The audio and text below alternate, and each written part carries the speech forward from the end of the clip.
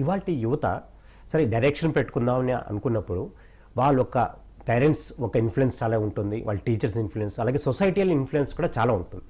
అంటే ఈ ఒక్క ప్రెషర్లో వాళ్ళ గోల్ పెట్టుకోవాల్సిన ఏమైతే పెట్టుకుంటారో అది కూడా చాలా ఆ గోల్కి రీచ్ అవ్వలేకపోతున్నారు అనమాట. సో ఇలాంటి ప్రెషర్స్ని తట్టుకొని మరి ఎలా ముందుకు సాగాలంటారు? నాకు కూడా అదే జరిగింది.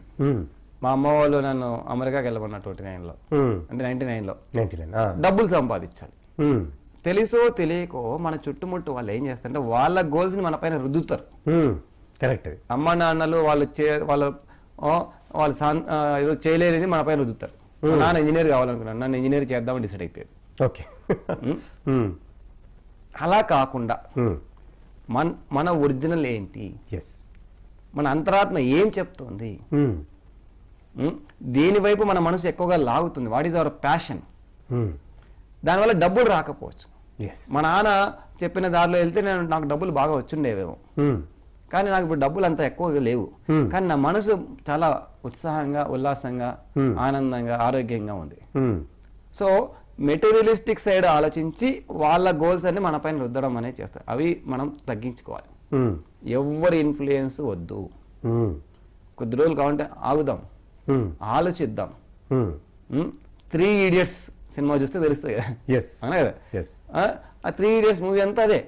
వీళ్ళు చేయమన్నారు, వాళ్ళు చేయమన్నారు, ఎవరో చేయమన్నారు. అలా కాకుండా వాళ్ళు ఒరిజినల్గా తయారయ్యారు.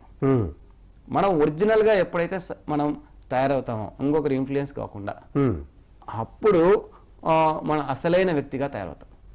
మనం అందరికి ఆదర్శవంతంగా తయారవుతాం.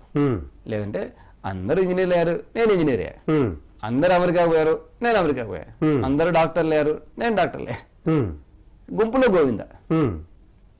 భిన్నంగా ఆలోచించాలి. మన లోపల నుంచి మనం ఆలోచించడం నేర్చుకోవాలి.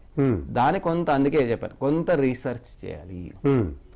మన అసలు అంతరాత్మ ఏం చెప్తుంది అని రీసెర్చ్ చేసి తిరగాలి. వివేకానందుడు ముందు అందరి దగ్గర తిరిగి రామకృష్ణ పరమహంస దగ్గరికి వెళ్ళి ఫిక్స్ అయిపోయాడు.